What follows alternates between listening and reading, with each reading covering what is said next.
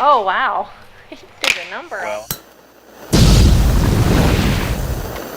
we got this thing back in the shop today for some needed upgrades. We'll get that front end fixed. Okay, we got the axle out.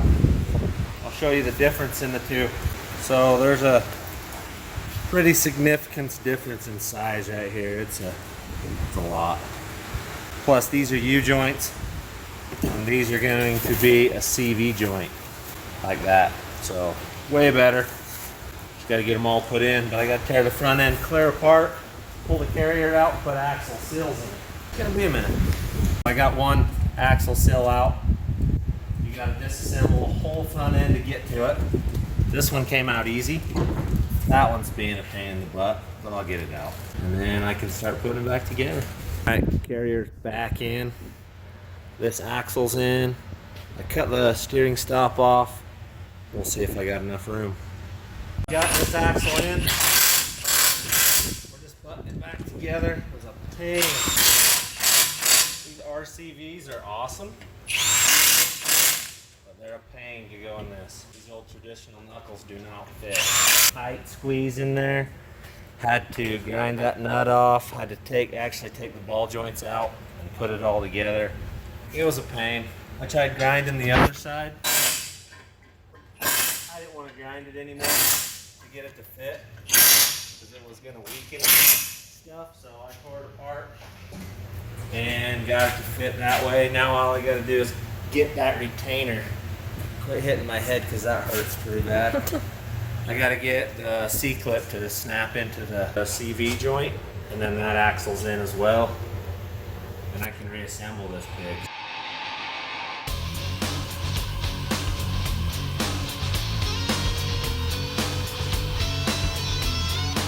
You want to make sure that thing is going down. Otherwise it goes in your bearing. And destroys it? Causes havoc in there. Alright, so the other hubs that we had were good. They were mile marker, tough hubs, everything. But if you'll notice the difference here, 30 spline and 19 spline. My axles are way bigger now, so they won't fit. So we had to do a little upgrade, and that'll be plenty. Okay, here we go.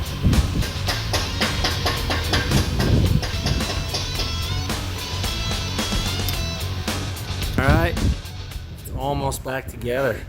Axles are in. They were a pain in the butt, but they should never have to come out again. I'm going to redo this little mount. That was a quick one that I built, but axles are about done finally. Today we're upgrading the Toyota, putting some new steering linkages and stuff on it. I got tired of the squeaky heim joints, so we are putting 1-ton Chevy tire rods on it. Should be fairly easy. Ordered all this stuff from Ballistic Fab. They're pretty good to deal with. And they sent me these cool little bushings. I already had heim joints on it, so it's just got a bolt hole in it. So they sent me these things here, which are pretty dang cool.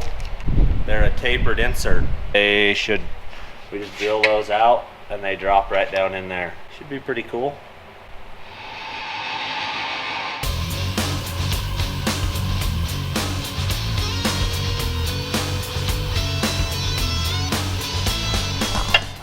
Work. Gonna have to drill it out, put that in it. Figure out what size to drill those now. 1 inch. Well, I don't have a 1-inch drill bit, so we're taking our 5-mile jaunt to the hardware store, and hopefully they have a 1-inch drill bit. If not, this project just came to a screeching halt. We'll see. We're taking the wood truck because our other vehicles are not here. She's a sexy beast. Especially this seat cover. Seat cover makes the ride. This is the AC in this old girl. Pull that out. Pretty dang good AC if you ask me.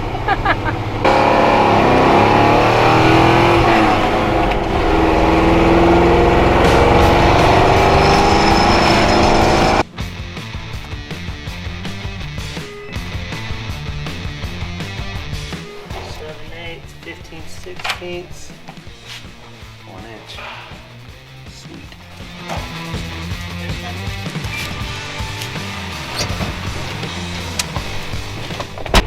right, we found our drill bit that we needed. So now we can go back home and drill them out and get it built. This is about the best part of the old truck. The mountain dew sets on the dash. They've only spilled a few times. It's a couple. Somewheres. Hey, look, there's a drill. I turned my drop light on, but Darwin broke it. He broke it? I'm What did he blaming do? him. It was under his Jeep, which is over there. And he tripped over the cord. Oh and no. jerked it off, and there it is. Oh wow. He did a number on Well, I that. tore it apart trying to fix it, but it's junk.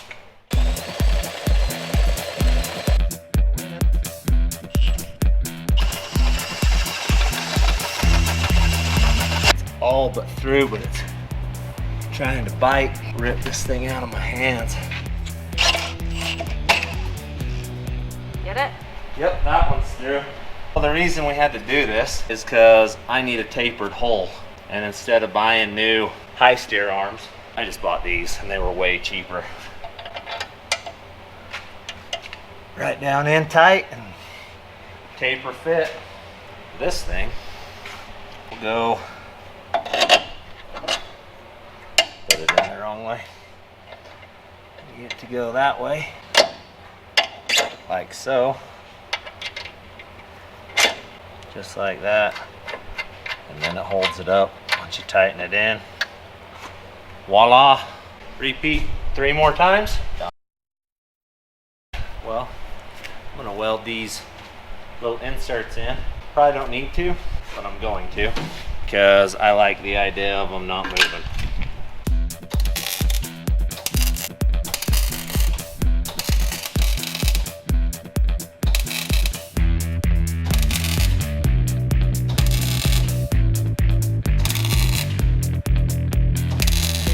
This is going to be my new tire rod.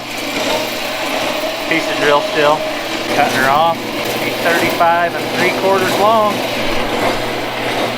If you're in the shop by yourself, you just got to do it all, I guess. Okay, this will give you an idea. That's how thick that stuff is. Like 3/8 basically. So it's pretty thick, heavy duty stuff.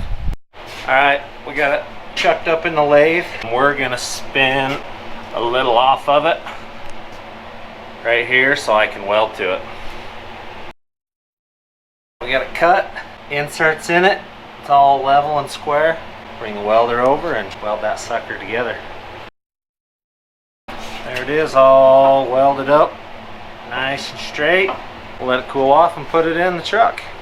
Alright, tire rod is installed. Now I'm building the drag link and the steering will be done. Then I can do the pan hard bar.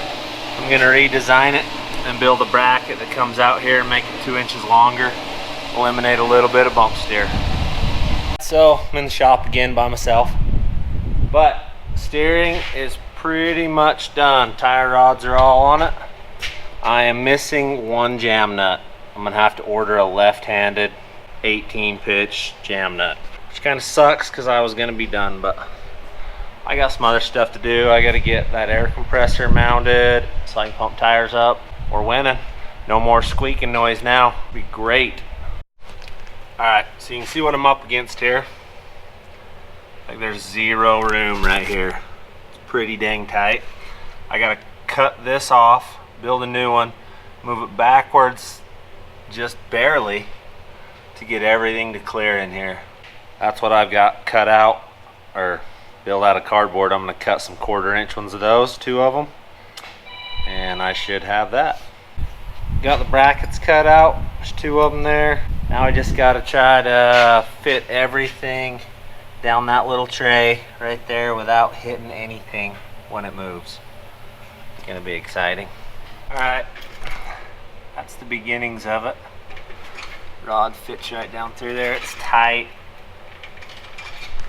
Not sure I'm completely happy with it, but I don't know what else I can do with it, so I think I'm going to weld it in and we'll see what happens. Well, we're about to get all these upgrades done here. They were a pain in the butt, really, trying to get the front end so it didn't squeak. I put all the ball joint or tie rod ends in it. And then I ended up having to build a whole new panhard bar, a new panhard mount. I had to cut some stuff to get it to clear, moved the ram to this side, and now that's what I'm doing is I had to go get a new hose that was longer to get it to reach clear over to here. So this is all stuff I planned on doing when I built the truck, but I wanted it done, and so we just got it done, and now I'm getting it done the way I actually wanted it. That should lay right down there. I got so many tools. Oh yeah, it's up there. It's stuck right there. This isn't the best spot for this thing, but it's the only spot that it fits. So it's where it ended up being. All the good real estate is taken up, basically. So Did you get a new light? Yeah, I did. Since my other one met its maker. This is like not very user friendly right here. It's all done, zip tied up here. The lines are all in, everything's good. I gotta find a little keeper and put a bolt in that one right there so it stays out of my steering way. Then we can align it. Oh, and I'm waiting for this. A -1 jam nut right there that should be in the mail today. And this thing's ready for ripping. We got this thing handled, truck's done. We'll take it for a test ride and see what it'll do. Hopefully the axles don't rotate anymore. I was having a problem, it was clicking when I hit the brakes. But I think I fixed it. We'll go try it.